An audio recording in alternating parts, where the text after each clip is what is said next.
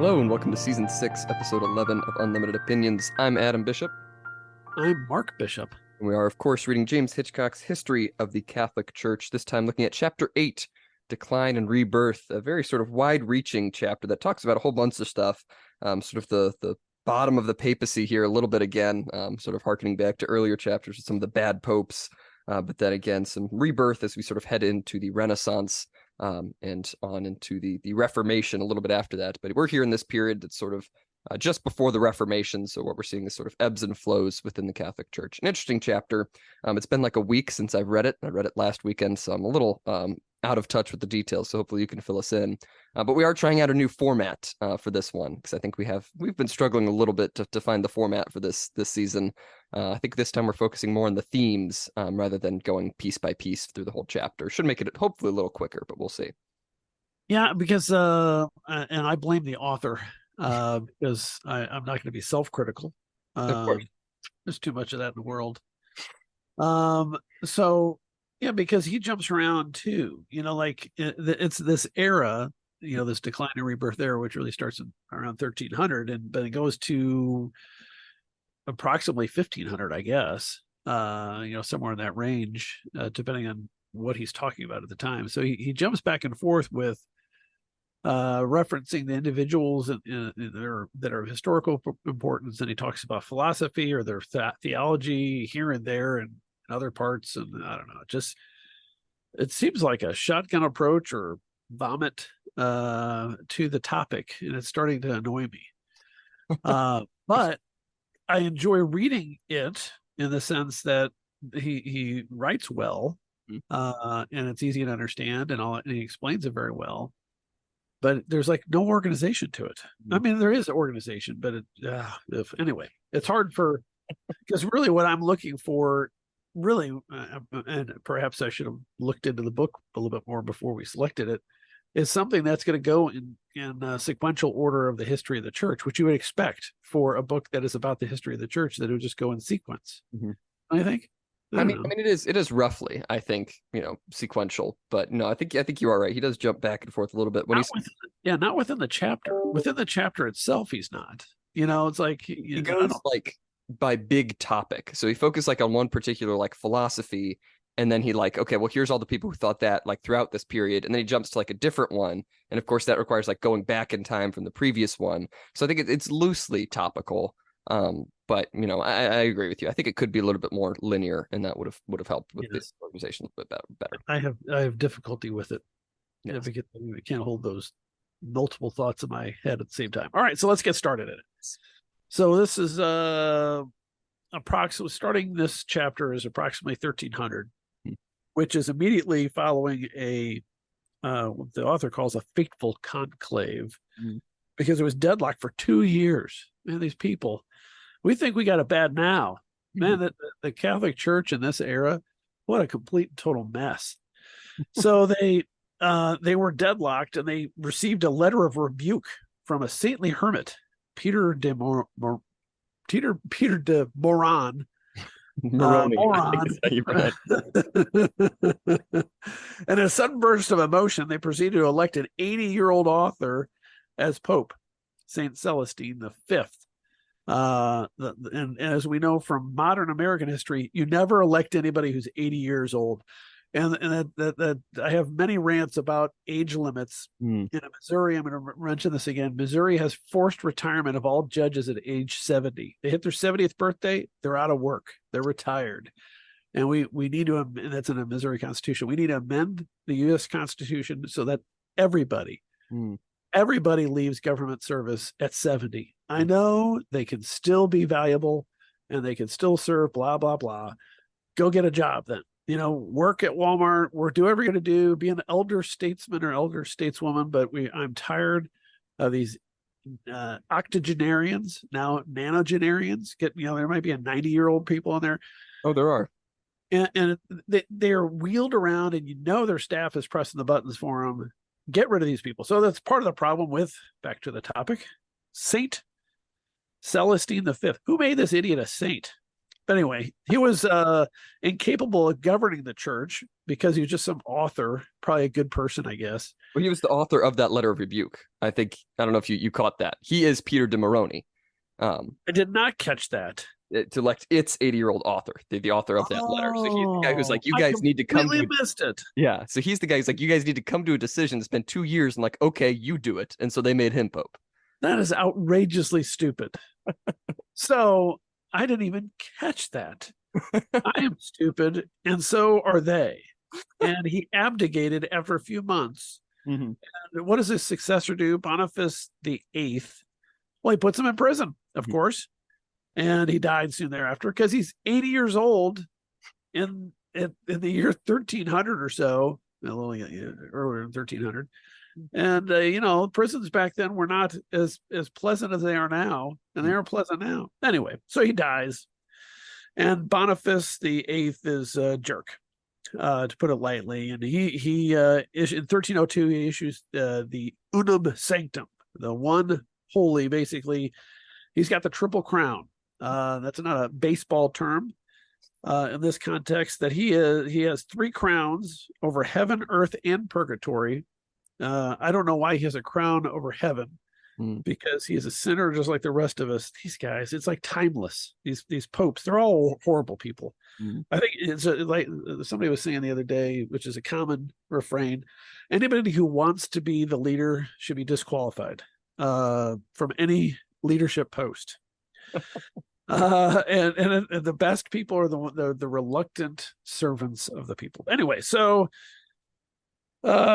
he of course gets into fights with everybody. He forbade the secular rulers to tax the clergy, because why should they have to pay a share? They're holy men or whatever. And really, it's just he's just trying to assert his power. And of course, he ends up crosswise with Philip the Fourth, who the authors describes as a devout man, a conscientious, blah blah blah blah, and he was of France. And so Philip the Fourth calls for a council to depose Boniface. So Boniface issued a bull, which I think is really just saying you're excommunicated, or you got to come to apologize or something. I forget what the term is. I've read it before, but I can't remember now. It's like a legal document, essentially. It's just... Yeah. And he not only excommunicates Philip, but he excommunicates all his yet unborn descendants to the 4th generation. I think he might have gone a step too far. So what does Philip do as response to that? Well, of course, he sent his troops to arrest this jerk. It's like, you and whose army? What did he do? Did he get him? Yeah, he got him. They struck him in the face and kept him a prisoner. Now, he was later set free by the townspeople, but he died a month later. Well, yes. So ends Boniface, I guess. Yes. And the author makes a note here, the reason why Philip the Fourth could get away with it, even though he was excommunicated, unlike previous issues like Henry the Second and Thomas Becket. When this knights, I think it's knights killed. Did they kill Thomas Becket? Yeah, they killed him, and so the king of England had to, repudiate that, go on his knees, and all that kind of stuff. Well, at this point in history, the public were like, you know what, these popes are just excommunicating people because of their own particular political interests, and they've completely degenerated and devalued the papal authority. So the people are like, yeah, who cares? Who cares if the Pope, Pope is doing bad things, the king's doing bad? Who cares? Let them fight it out, right? Goes along with him taking the 3 crowns. If he's saying that he's ruler over everything, why do we care if we're excommunicated? He's ruler over the earth too. It's like, if you're claiming the power for everything, why do we have to listen to you in this one thing? Of course it's going to devalue it if you say that you have power over everyone. Yeah. And if God put him in power over the earthly world, how the heck did Philip and his cronies arrest you and punch you in the face? True. I think you might have been wrong. And, excommunicating you for 4 generations in the future. I mean, come on. What is that? Anyway, so that guy was a jerk, as I said. That is true. So then there's the discussion of, nation states, because, Philip was French, and you get more regional authorities in Europe. And Philip the Fair, as he was called, had a group of laicists who I kind of like. Basically claimed that the worldly kingdoms were exempt from the authority of the church, and so they could just take the church's property. Hey, you have no authority over this. Give us the stuff. You could save our souls, but the gold is ours. Anyway, so that was that. So let's see what happens after that. So the successor to Boniface was Benedict. Benedict didn't do anything to really punish Philip, although I think he officially condemned him, but didn't do anything. And then a successor, Clement V, who was housed at Avignon, presided over this period of time. And Philip, Philip the Fair may not have been fair-minded to everybody, because during this period of time, he attacked the Knights Templar because the Knights Templar lent him some money. Now, I guess he didn't like the terms, so he had some of them burned at the stake. Yikes. I try to do that with your home loan mortgage company. I don't like that you granted this loan. Now I'm going to kill you. Yes. Anyway, so there's this period of time the popes were in. Am I pronouncing that Avignon? Avignon, yeah. That's in France, right? Yes. Yeah, so they're not in Rome. Yeah, he mentioned Clement V never even set foot in Rome, so he became pope without even having set foot there. So they're now all in Avignon. He says for the most of the century now, for throughout the 1300s. Correct. That good point, because I have that even on my notes. I have 9 pages of notes. That's good. We are on page 1. That's like half of what I would have had when I was still taking notes on the chapters. I don't think you realize I don't take notes. I'm aware. I have never taken notes effectively, and I don't know. I am doing it for this podcast, so the listener should feel. I don't know. What should the listener feel? I think they should feel grateful. Yes, that's correct. that is the correct answer. So while the popes were in Avignon through the most of the 1300s, they had financial difficulties, because they were still paying for armies to preserve the papal states in Italy. And which begs the question, why are the popes paying for armies? Aren't armies there to kill people? Yes, but that's what they were doing during this period of time. So I guess our pope isn't the worst pope ever, even though he's most likely a communist, certainly a socialist. But at least he doesn't have an army that is slaughtering people. As far as you know. No, he doesn't. And I think mainly because no one would slaughter anybody for this communist. But who knows? Maybe. I'm still waiting for the Knights of Columbus to be an actual armed military wing of the Catholic Church. You could make it happen. Not yet. What you need is like a Spanish Civil War type of occurrence, where the communists get in power, and then they not only murdered nuns and priests, but they dug up dead nuns. Did you know that? They dug them up out of the graves and displayed their bodies for ridicule. That is horrible. That is disgusting. Yeah, and they wonder why Franco and his acolytes killed all the communists they could. They had a dictatorship after that because they couldn't live with these people. Yeah. And so it's those kind of, but that's what happens in a revolution. People when there's a civil war, people think, there's going to be a divorce in America. The red states, blue states, and nobody wants that. Nobody really wants it, and the only people that say that kind of thing don't realize what you'd be unleashing. But anyway, so back to the fun times of the 1300s. Where was I at? I was at the papal states paying for all that stuff. And then we get to, in the succession somewhere in there, John the 12th, who 22nd. What? 22nd. That's right. There's 2 X's there. Yes. 22nd. Thank you. Who undermined the entire concept of papal infallibility by doing 2 things. One, he denied that purgatory existed. And then secondly, he recanted. Who in the world at that point is believing in papal authority and infallibility when the guy says something, he asserts something, and then he backs off of it. I Mm. mean, which one is it? Yeah. You're certainly not. You're fallible at Mm. that point. It's demonstrated. But anyway, so all for the best. So then we get to, in my notes, who am I next? Urban the Fifth. He was encouraged to return to Rome by some saint. Saint Bridget of Sweden. Thank you. Mhm. And he realized that Rome was just crap. And so he left. He didn't stay there because there was so much intrigue and it was just terrible. So he went back to Avignon. And so then I think it was another woman, convinced his successor, Gregory the 11th, to return to Rome, which he did. Yeah, Saint Catherine of Siena, who encouraged him. Yes. And so he did, even though it was crap. Mm-hmm.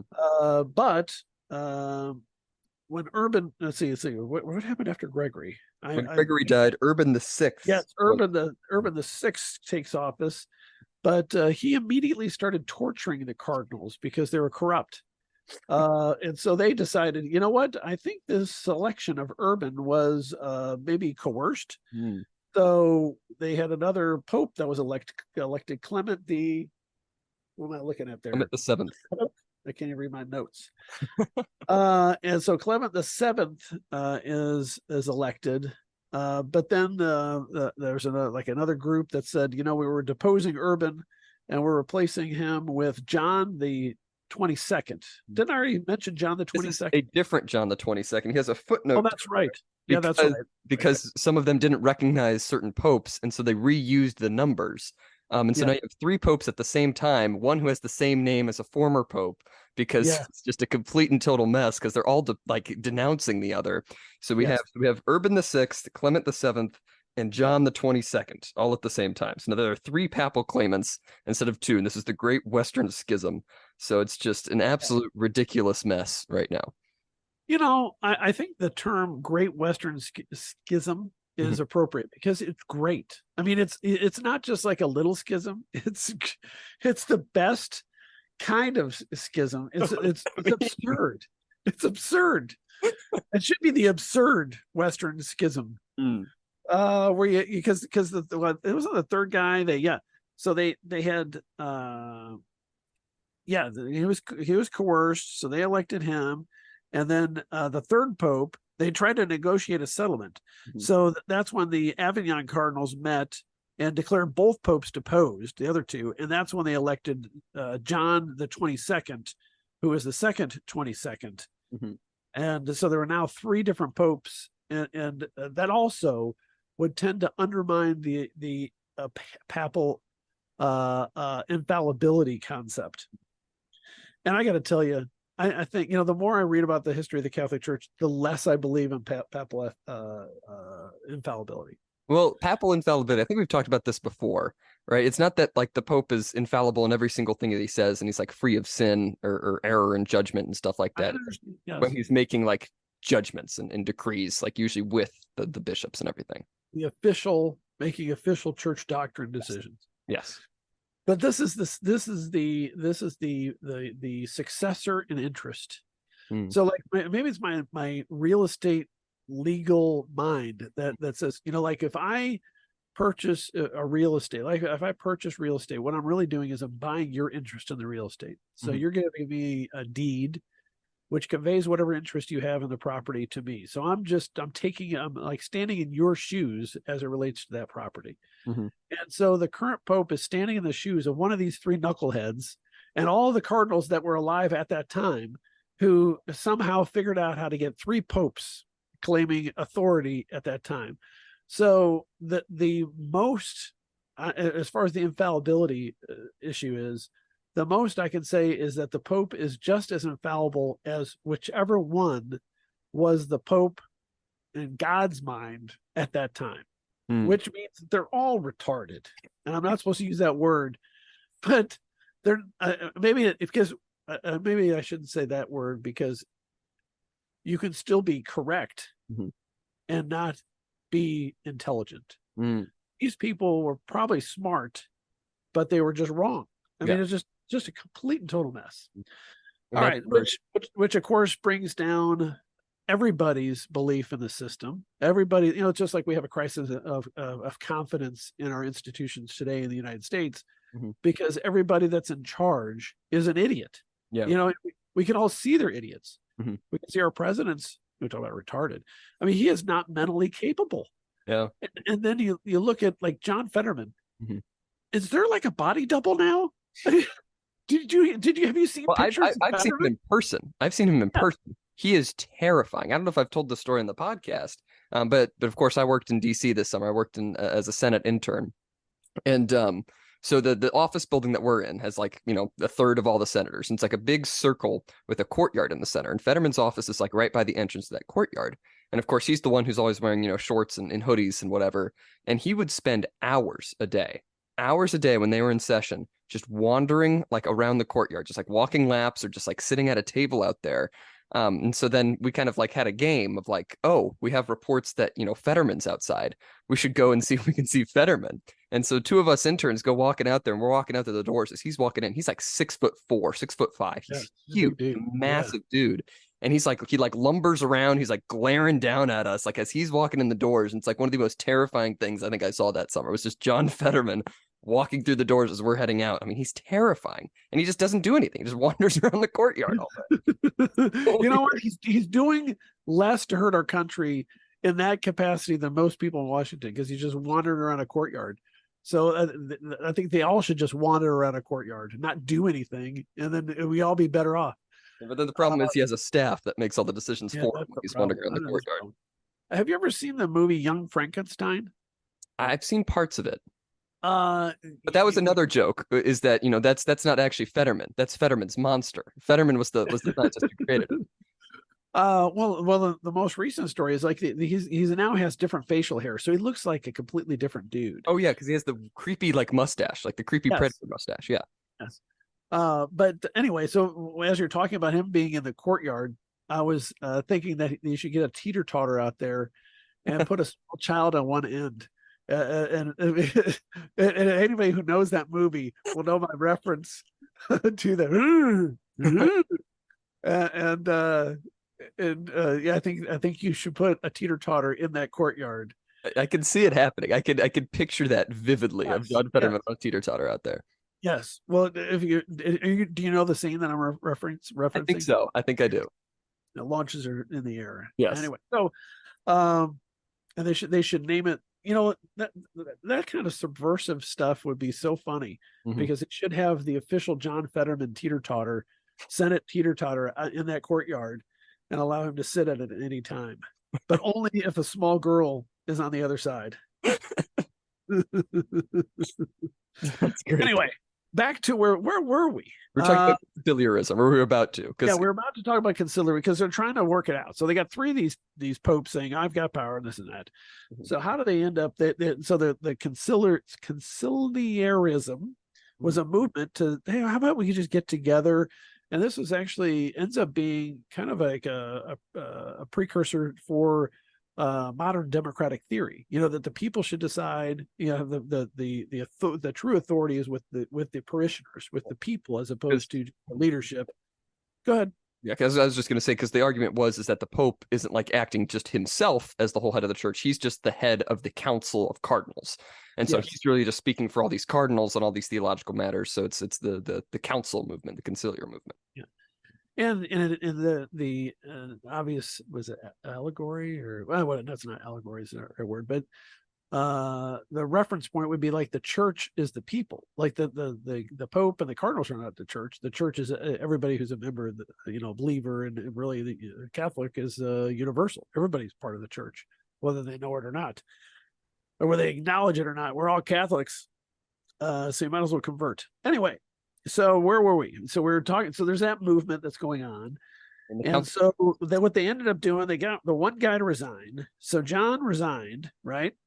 They summoned a council to resolve the crisis. In fact, John, the Emperor Sigismund, forced the Pisan Pope, which I guess he was the Italian Pope. Pisa, Italy. Pisa. John was in Pisa, and so they force him to call a council so that he can resign. Yes, and he resigns. Yes, go ahead.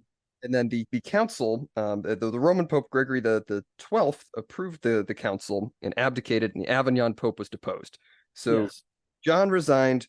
Gregory the 12th, who was, I guess, appointed at some point within this whole process, Right.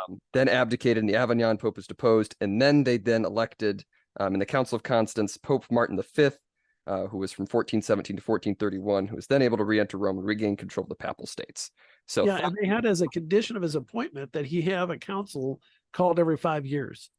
And so what was one of the first things he did? He repudiated that. I'm not calling council. I'm in charge. So there was then there was a successor, Pope Eugene IV, was also required to have conciliar demands at his election, but he dissolved the Council of Basel, Basle, before he could even meet. So I like that idea of having regular councils, and quite frankly, I think they ought to have terms. Yeah. But that would go against the infallibility thing and the selection of the divine, involvement of these people being selected. But again, we have our Pope is what, 80 something, isn't he? I think so. He's over 80. Yeah, kick him out. That's what they did to Eugene, because he was driven out of Rome. This was following Gallicanism, which sort of argued that the French church was quasi-independent from the papacy. There's a whole bunch of other stuff going on. And of course, right. Eugene's not happy about it. And Italian politics are just a mess, with all of these factions of the Guelphs and the Ghibellines fighting against each other in most of the major cities. But then an unauthorized council met at Basel again and summoned Eugene to answer charges of misuse of office, declared him deposed for heresy when he failed to appear, and elected an anti-pope, which was the last anti-pope. So finally, we get to this point where we're done. This is the last guy who's going to serve as an anti-pope. Last time we're going to have two popes at the same time until, the 21st century when we have Benedict and Francis. But that's, I guess, another discussion. Yes.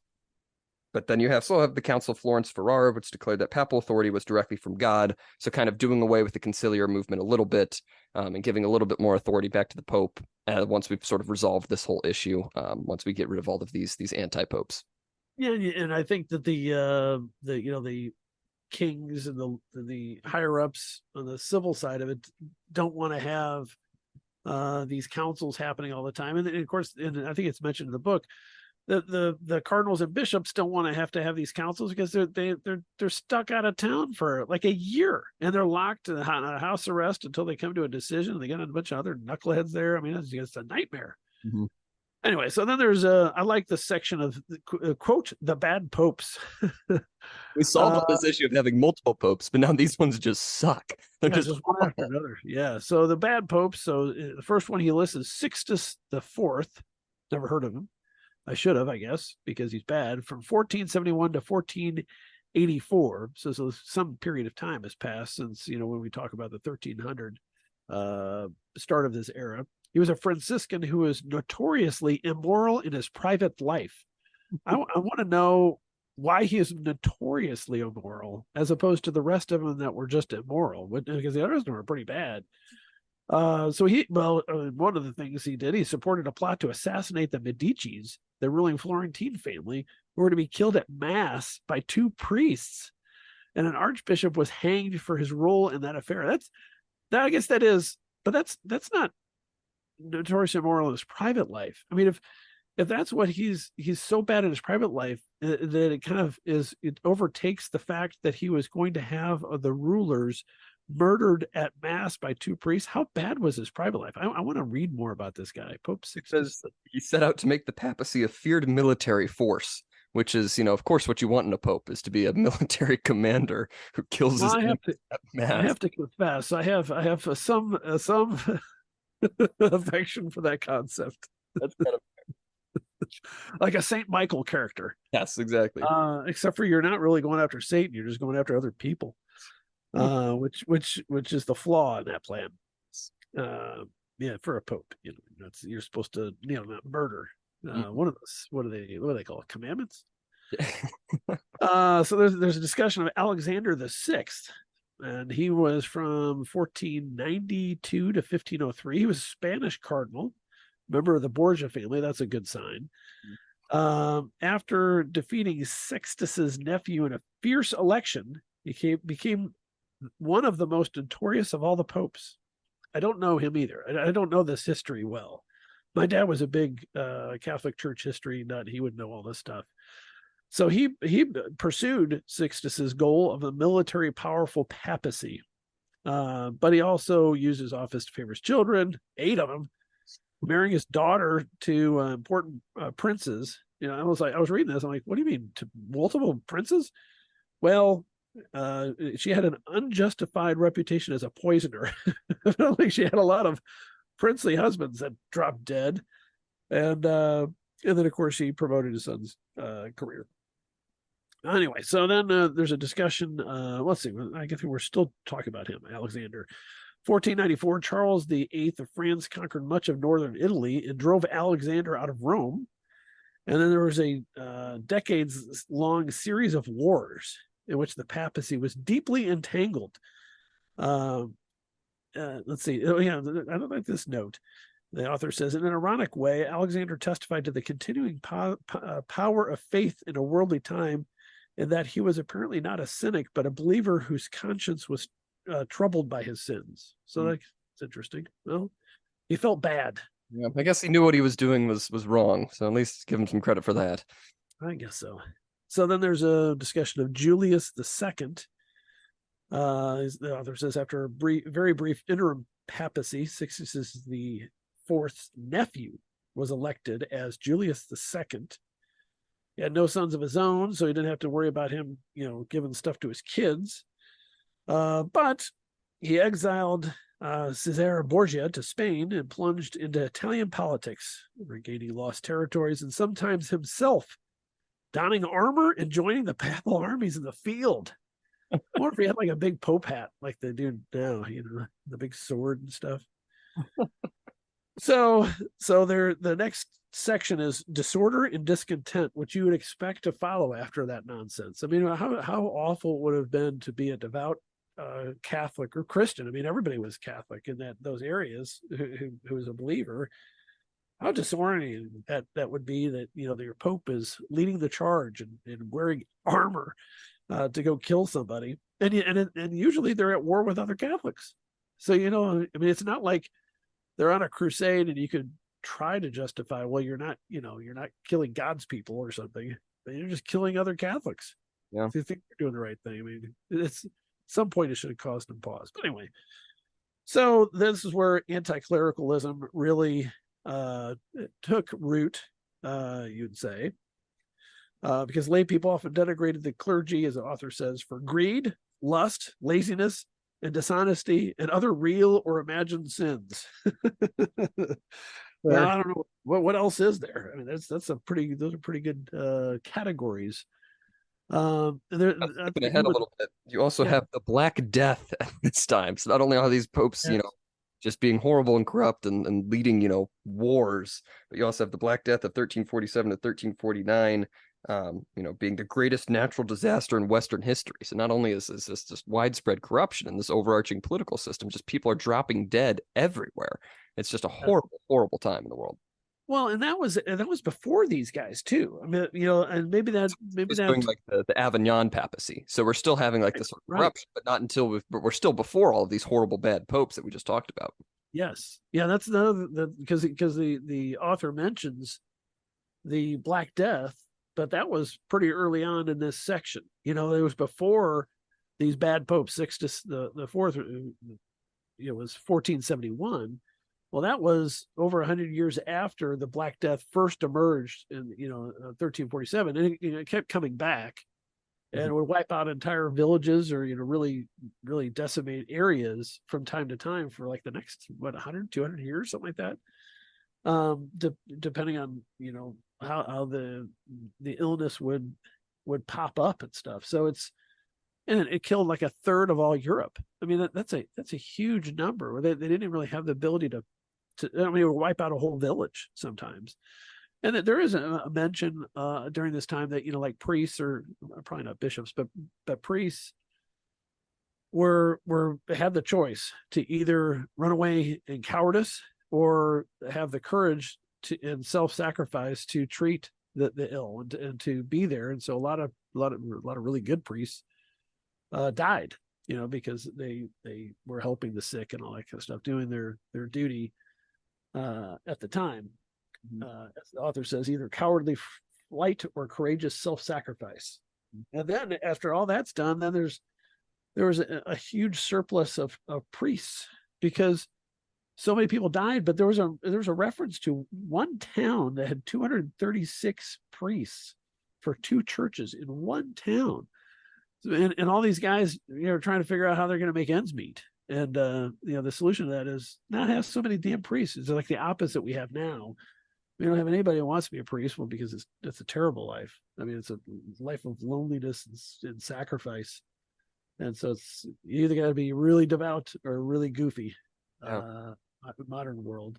At least back then, you could have a family, for crying out loud. Speaking of weird stuff, that's my name for the next. I don't know if you want to mention Chaucer, his mocking of the indulgences and stuff. No, I think that's good to point. The Canterbury Tales is about them, who's is about clerical corruption and such. But he does pose a character of the parson or parish priest whose tale was a straightforward sermon on the 7 deadly sins, fervently setting forth the gospel, teaching about true repentance. So he is saying, it is still possible. There are still good people out there, but a lot of it is satirizing, all of the horrible corruption that's going on.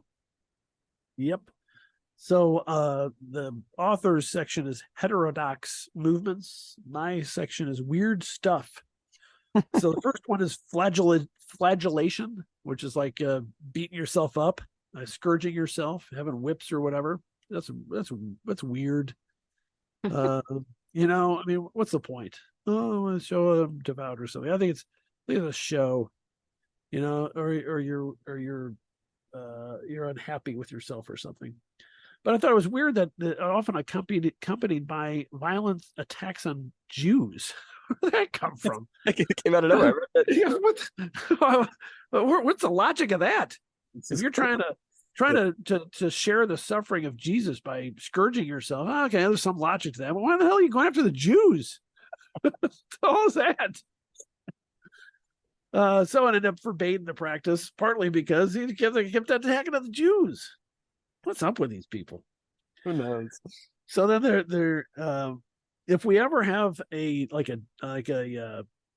pastry shop, we should name it the Begins and the Begards, because I don't know what either of those are, but I guess they were schools of thought or something. I like those. It seems like they should be French pastries. Well, they rejected you are. They rejected the sacramental priesthood. In the Flemish Begin, Marguerite Perret was burned for teaching that the soul was entirely free, not in any way bound by the strictures of intellect or will. So a lot of just sort of we don't need, priests. It's sort of just, free form, go with it, whatever you want, which, I mean, given the time, kind of makes sense if, the whole, church hierarchy is at the state that it currently is like, well, we don't need like the sacrament of the priesthood. We can do it ourselves. So if I bought a lottery ticket and if I win this big jackpot, which is like over $700 million now, I am going to figure out a way to open up a French pastry shop across the street from the Vatican. I'm going to name it that. It's a great idea.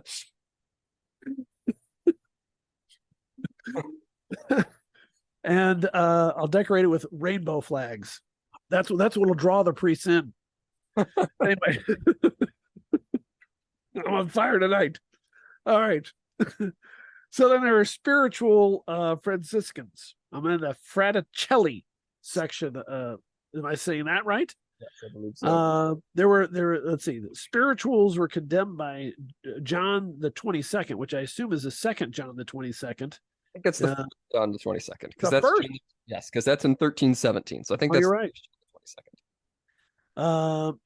The spirituals were condemned by the first John the 22nd, for teaching that prelates who did not practice poverty had no authority. Well, I'd get his Irish up. What do you mean I got to practice poverty to have authority? How am I going to have authority unless I can buy off everybody? So I'm condemning you. But it's a good point. People think that all priests have a vow of poverty. They don't. Mm-hmm. Very few of them do. Yeah. I don't know if people know that. No, they don't get wealthy. Well, the honest ones don't get wealthy. There's a priest just recently that's got charged with stealing like hundreds of thousands of dollars from the church and from parishioners. Where was that at? And he was living in his girlfriend's house. Where was that? It was just last week. For years. Really? He wasn't living in the rectory. He was living in his girl. He was living in a female. I shouldn't even say she was a girlfriend because I don't even know if that's true. He was living in a female parishioner's house with her son, Oh, and for years. oh, And so after it was revealed, of course, he fired the whistleblower who said, "Hey, I think this priest is like spending money on like really expensive tools and stuff like that are not even here. They're at this lady's house." He said, "You're fired." And then it goes on for like another year. oh. So then they issued a report. Yeah, we should probably audit, like, make sure that our priests are living in the rectory. Maybe. I feel like that's an easy thing to check. Yes. You would Hey, know this. is Father Jones, is Father Bishop home? Father Mark home? No, he's at his house. What do you mean he's at his house? His house is a rectory. No, he's at his house, with that lady down the street. What do you mean? He's just over there for dinner? No, he lives there. Like, all his stuff is there. It has been there for 2 freaking years. Oh, I'll just go over there then. See you later. 800,000 hours later, Father Mark's like, what? I don't know. Anyway, so then there's a discussion of some philosophers, and I don't know if we want to go into this. There's John Wycliffe. Do we want to talk about him? What do we Mention him briefly because he was an Oxford professor who was really, against clerical misconduct and privilege, and this became an attack to the priesthood itself. And he began claiming that a sinful priest cannot validly administer the sacraments. So that was his big controversy. He's like, if you guys are this sinful, how can we expect you to even administer the things that you're supposed to do?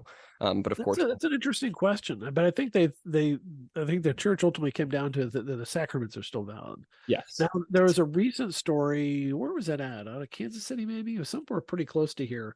That the priest was using the wrong language with regard to baptisms. Heard And about they noticed everybody saying, "Hey, you should probably rebaptize your kid because it wasn't valid." Like, what? There's another priest. I don't know if it was in Missouri. It might have been nearby. It was around here somewhere, Yeah. but was using like the wrong kind of wine. Oh yes, for yes. the Eucharist, and so like all of their Eucharists were invalid for a long time, which is wild too. I feel like that's like the thing that you should know the most is like baptism and the Eucharist. I feel like that's kind of a big thing for priests. Do you want me to really gross you out with a story? This is like 2 years ago. There's an elderly priest out of, I think it was Idaho. It was out up there somewhere. He was all sorts of weird, and he was almost like a Satanist. Oh, And he would urinate in the wine oh, before mass. oh, that's disgusting. That's Yes. really disgusting. Yeah. Wow. Yeah. So that's why the canon law should have the death penalty. Anyway. So let's see, who are we talking about? Down to millenarian. There's also William of Ockham, the Occam's razor guy. I don't know if we want to talk about him. Isn't he the Occam's razor guy? Yes, yes. The simplest explanation is the most likely. I think it's really what Occam's razor is. And he probably died excommunicated. I can't remember why. He had a quarrel with Pope John. Supported the spirituals. So all of the Yes, yeah. Franciscans we were talking about. But then I think we could skip ahead to millenarianism. These other couple sections aren't too big. I want to talk about the Lollardy and the Huss. These are different thought and different movements, like in Czechoslovakia and that kind of stuff. Yes. But I want to mention this one, the Huss guy. John. Yeah, I just want to mention this.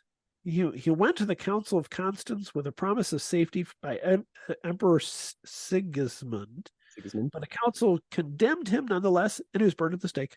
Oh, well, there you go. Man, they played for keeps. All right, so the millennium. I gotta switch ahead. Millennialism. That's the idea that the essentially Jesus' second coming is very soon. Oh yeah, it's coming 1300 or whatever it was. Well, we're after this now because they're looking at the 1419. Yes, that's right. The Great Western Schism. Like, okay, this is a sign that everything's going away. Everything's gonna fall away. We're gonna see Jesus again soon. So that's a movement that's really popping up all over the place. Yes. And then he talks about witchcraft, because of course that's happening too. Wait a second. There's a mention of Hans Bohm, the drummer of Niklasson. He attracted crowds to his obscure German town in 1476 by predicting the imminent second coming and urging radical social equality. What happened to him, Adam? Put to death. They was put to death. That's right. I thank you for mentioning that. Any references to somebody getting executed, I don't skip. Yeah, witchcraft. Yeah, there's a book during this period of time that was written that summarized the complex system of practices and had standardized procedures of prosecution for those witches and those heretics, and trying to systematize, because witchcraft was universal, really, in all societies, primitive societies, and it's kind of like voodoo, or what like your mom always mentioned karma when I say something not politically incorrect. And I'm like, I gotta start calling it witchcraft. There you go. You're just speaking witchcraft, woman.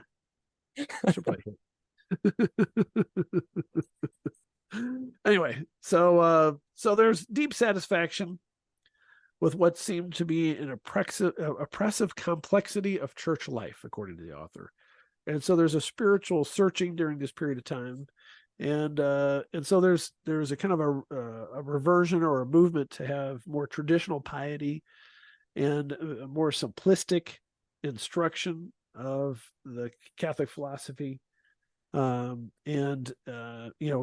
more of an emphasis on the passion of Christ, or the different movements really emphasizing Mary again, and also Joseph during this time. I always thought Joseph was underappreciated, but that's what every dad says. Everybody's talking. They got these huge basilicas for Mary. What about Joseph? I got to put his reputation on the line just because she said so. Of course, he had a angel visit him and all that stuff, but still, That is true. he gets the shaft in the Bible. He doesn't. What happened to him? Presumably he died. Sometime in Jesus's youth, don't you think? I would imagine. So, yeah. There's no mention of him after Jesus's childhood. Yeah. Well, he was a carpenter and all that stuff. So anyway. So there's a description of women saints. So I don't know if we want to talk about them, but there are a bunch of women saints in this era. Margaret of, I don't know what that is, Città de Castello, 1320. Saint Catherine of Siena, who was a very, very famous saint. Saint Bridget of Sweden, a widowed noblewoman. Saint Francis of Rome, this is 1440, who was widowed after 40 years, gathered a group of women who worked among the poor without vows or a formal community. St. Catherine of Genoa died in 1510. She was forced into marriage, separated from a husband, and then reunited with them. There must be some pretty good story there. Yeah. He supported her charities, and she attracted a number of followers. And then there's that obscure person nobody's ever heard of, Joan of Arc. Do you want to talk? I have on here my notes, Joan of Arc, let Adam talk. Yeah, well, because I've mentioned her a couple times because I wrote that paper on her. Yeah, you studied her. Yeah. Yes. No, very interesting life, because she kind of just came to prominence with Charles VII, who was the Dauphin of France, the name of sort of the crown prince, the one who's going to be crowned, because this is at the time of the 100 Years' War. So England is essentially claiming the French throne. France is trying to fight back at the same time that there's a French civil war going on. So it's all of these sides. So some of the French are allied with the English, and then it's just a small contingent of the French that are just basically completely destroyed. Like at the time that Joan of Arc is going out to meet Charles, he's preparing to retreat. He's preparing to retreat back to a further fortress because he's getting close. The enemy's getting closer. It seems like all hope is lost for France until she comes around. I'm saying, okay, well, she's heard the voices of some angels, and that she is to lead the armies. And surprisingly, he kind of does let her.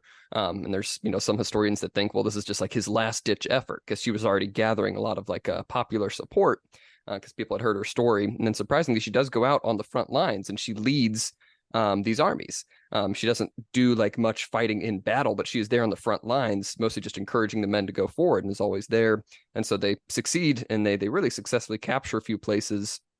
And then after one sort of falter in a battle, she's sort of sidelined and is later captured by the English and put to death for heresy because they claimed her to be a witch. Because, of course, they would think so because she was on the side that's fighting them. And so, of course, they could only explain her visions and her popularity and her success by, witchcraft. So it's a very brief summary of the story of Joan of Arc. Excellent job. Excellent job.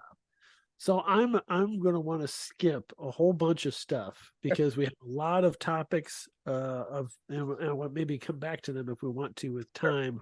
Where there's discussion of a lot of different topics, but I don't know that like the tradition and rhetoric and humanist versus scholastics. I mean, it's all very interesting. But I was skipping ahead to where am I at? I wanted to skip to like 243, I think. Okay. I do want to come back to the humanists if we have time later, but yeah, we can skip ahead. Yeah. So the reason why I wanted to, because that's more of a talking about, philosophy and theology and that kind of stuff in general terms during this era, which is important. But I just want to kind of talk about how, because we talked about the decline of the church and how these guys are crazy and doing terrible things, going to war and all that stuff.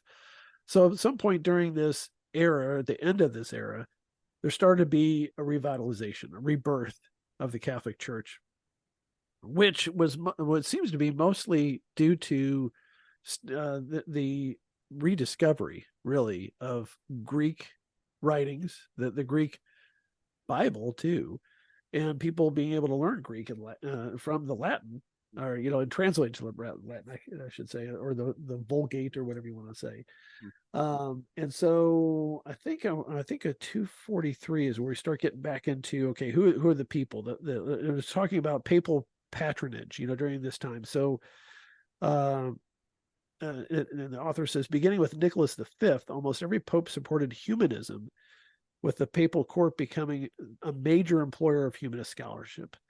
And there's a discussion of how Rome had really had hard times when the Pope was in Avignon. Yeah. It was really let go, and then Nicholas commissioned some of the greatest artists and architects to begin an ambitious building program that ended up lasting approximately 200 years. And he moved the papal headquarters to the Vatican, and really turned the Vatican Library into the greatest collection of manuscripts in the West. So, and so we're talking about really about 1500, around 1500, where Rome began to supplant Florence as the artistic center, with more and more artists placing themselves under papal patronage, which is great, except for there's a certain amount of corruption involved in that kind of focusing on worldly arts and pleasures and that sort of thing. But this is the era where Michelangelo was there, because there was a strong-willed warrior pope, Julius II, who the author describes as the greatest papal patron of the arts, commissioned Michelangelo to paint the Sistine Chapel. So that's when when everybody talks about that, this is when it happened.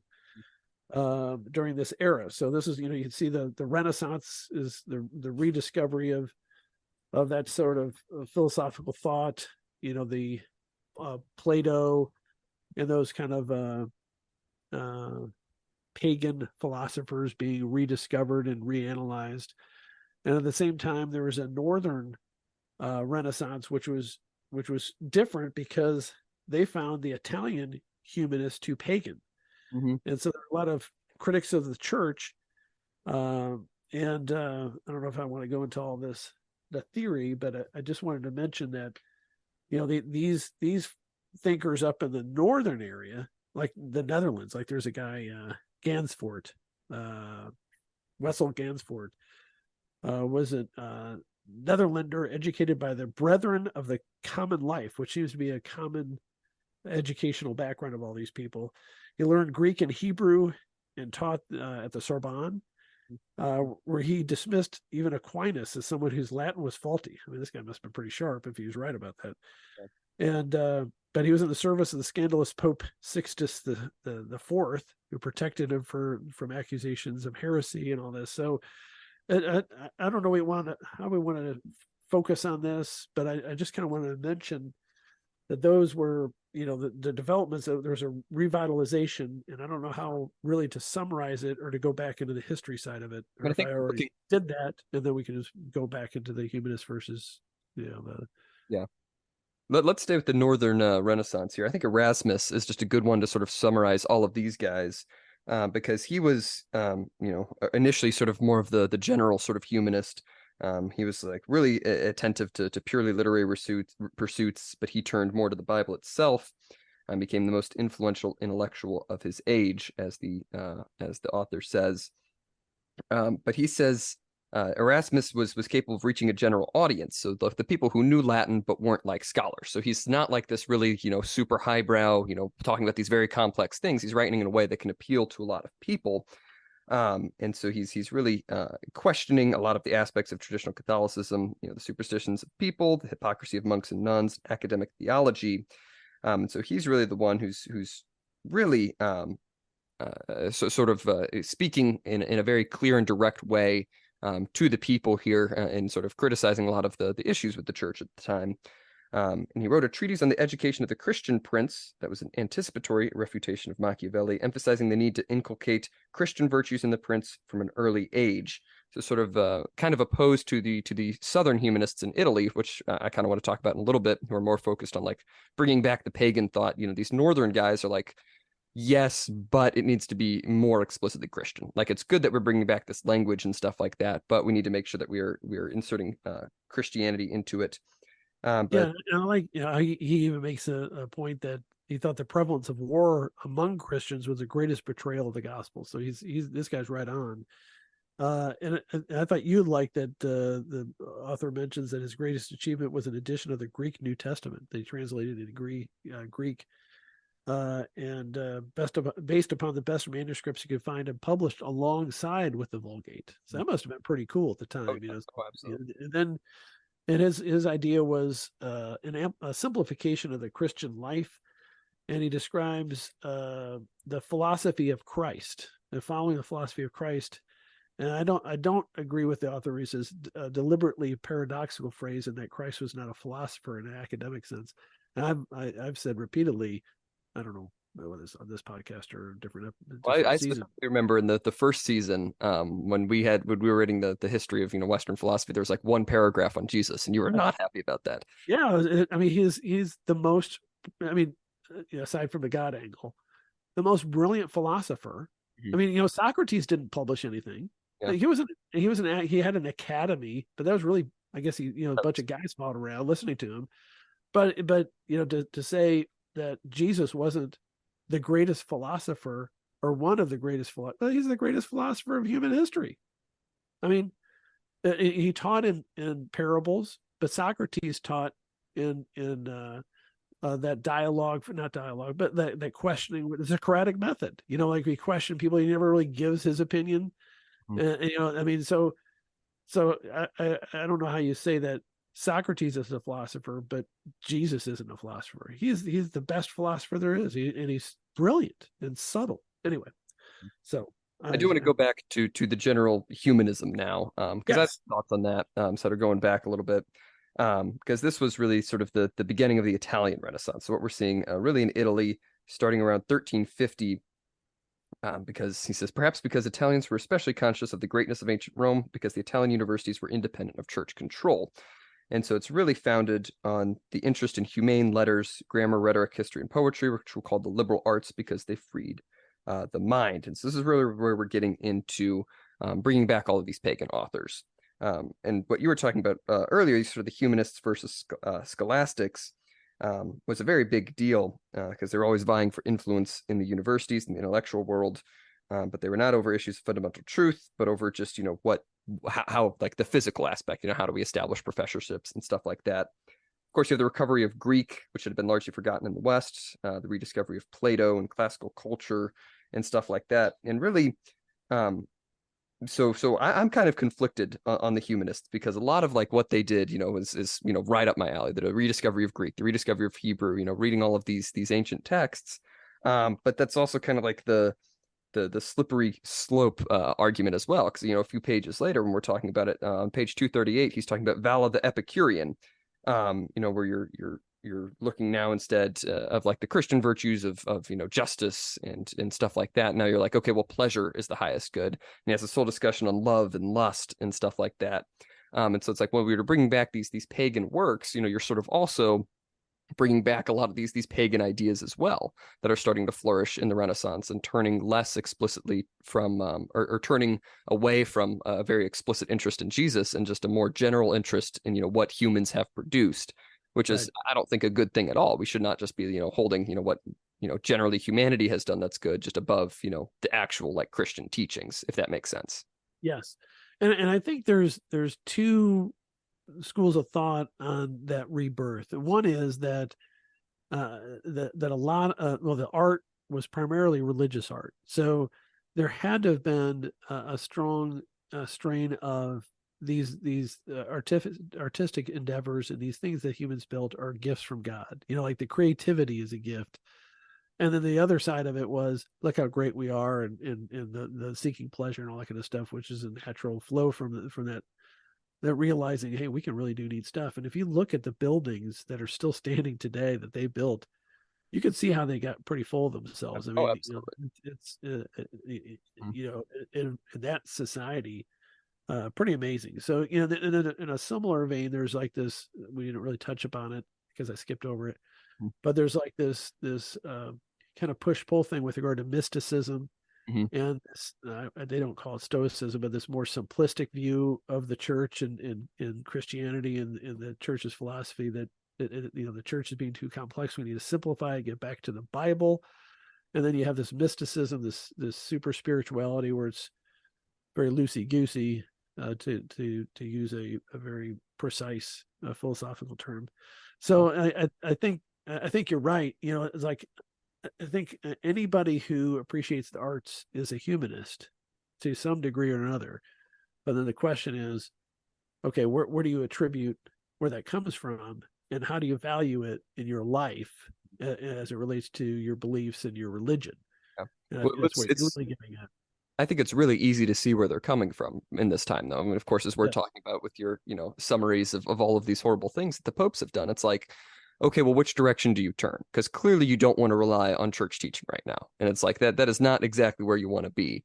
And I can see, that line of reasoning. Okay, so do we turn to, very independent sort of mysticism, the sort of spiritual, okay, like flagellation and stuff like that. Right. How can we, make up our new like spiritual practices to keep us like on the path? Or do we turn to, the ancient Greeks who wrote some fantastic stuff and, have a lot of like deep meaning in that you might not find from the direct teachings of the Catholic Church at the time? Or do you turn, do you just try and save the Catholic Church? Do you go all in on the scholasticism, the very logical line of reasoning, sort of following an Aquinas? It's all of these paths, make sense for people to take at this time. But it's only really, once I think you do have to be a humanist, but with a Christian foundation. I think Right. that's the way you have to work at it. And I think a lot of these people were not at the time. Yeah, I agree. Especially the popes, and the priests and the bishops. It's like, when they're getting enough wealth and they're dedicating enough resources to create great art, it makes sense. But and there's an art in winemaking. There's an art in all those things that you can always take to excess. So it's a fascinating period of a lot of really terrible things these people were living through. Like the ordinary people were just, they didn't really have middle class, but because they either had peasants or you're noblemen. But to have to live through that era, you have so many wonderful things being rediscovered and being done during. Of course, we were talking about a 200-year period. Also, terrible things. We got a pope putting on armor and going to war, and also other people who were. You got to know that there were priests and bishops that were devout. I mean, they're saints during this period of time. They're very devout and serving the poor and taking vows of poverty and repudiating their leadership at great risk to their own life. It was high stakes poker back then. It's not like it is now. You can just say whatever you want. I think like looking at the Black Death, what we were mentioning earlier, sort of a good Yeah. litmus test for it is, you have, about half of them just flee in cowardice and they try and save whatever they can of themselves and, try and, maintain their possessions. And there's the other half who go in and they're the ones who are administering to all the sick and they end up dying.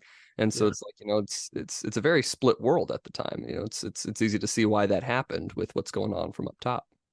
It must have been so shocking and faith questioning to have the plague come.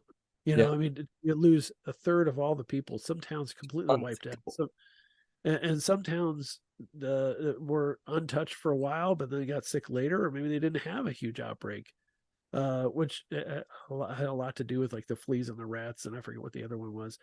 But they didn't know that then. They didn't know what was happening or why it was happening. So that would have been really terrible. And then to lose all those people, it's like Thanos. Mhm. You know, the Avengers that after Thanos kills half the population, it was a huge change in society. I mean, and of course the Avengers viewed it as in an instant like a depression area, but it would have some salutary effects for the survivors because there's a lot more resources, which was Thanos's argument. Anyway, but I don't want to get into the philosophy of the Avengers. But I mean, it's a similar event. I mean, it's not completely half, but in some areas, it was half or more of the population died in a very short period of time, and so that had to have affected. And I think that could result in a society that is like, what, we got to enjoy life while we have it, Mhm. because all of a sudden, a plague can come in here and wipe us all out, I think kid, family, and all that. I think it was even mentioned in this book. But one of the books that I recently read that I've talked about a couple times, The Decameron, which is set during the Black Death, written by an Italian. It's like them just trying to tell stories and hold on to what pleasure they can find. And I think that is one of the prevailing ideologies, especially as you get more into the Renaissance, as you're sort of recovering from the Black Death and recovering from all of this corruption that's still a little bit going on. Is we get to better enjoy things while we have them. We're getting this time of rebirth. Let's go all in on this time of rebirth, and you sort of fall into the Epicureanism pretty easily. Yep. Well, it's a fascinating era. About a 200-year period of human history, and it's wild, man. I mean, it's wild. Some of the great stuff is going on, some terrible stuff. I mean, Michelangelo and the Black Death in the same chapter. Yeah. You paint the Sistine Chapel. You got all these artists going a 200-year beginning of the 200-year rebuilding of Rome, in the Vatican, all the beautiful structures and everything else. But in the same kind of era before that, war and death and destruction and three popes. I mean, it's Like, yeah, on the fascinating. one hand, the rediscovery of Greek and Hebrew and all these great works, but then also three popes at the same time. It's like, just such like everything happening really Yeah. right here in this condensed period. I mean, 200 years seems like a lot, but really for all of these events to be going on, all of this shift in the political climate, really, I think world changing events a lot of the time Oh are yeah. happening within 200 years. It's just wild. And to make the counter argument to the argument I made earlier Mhm. is that for the church to have survived all that, there must have been some divine guidance. Yeah, I think That's so. that's what what's a Father Mawson? Maybe I shouldn't mention a particular priest, but and I'm not saying that he said this, but anyway, so there was a priest, I don't know if it was him or not, made the argument, and one of the arguments about the Catholic Church being the true, Christian church of everybody, is that the fact that it survived all that, all the sins and scandalous behavior of the humans, but still persisted and still exists as a force of generally good in the world, is a testament to some sort of divine providence. Yeah. No, I agree. I agree. Yeah. Do you have any other final thoughts for this episode? I think that was a sufficiently deep thought to end on, and a So I think positive note, unusual positive note for me. that was a good episode. I think, yeah, it's true. This is a good episode. I think I like that format. If you can keep notes like that, again, I think that'd be good because we got through it. We got through a lot of the important stuff in a reasonable amount of time, and I hope our listener thinks so too. So, Yes, I will do so. all right. Well, this has been season 6, episode 11 of Unlimited Opinions. You can, of course, follow us on Twitter at ULMTD Opinions. I've been Adam Bishop, I'm still Mark Bishop. and this has been Unlimited Opinions.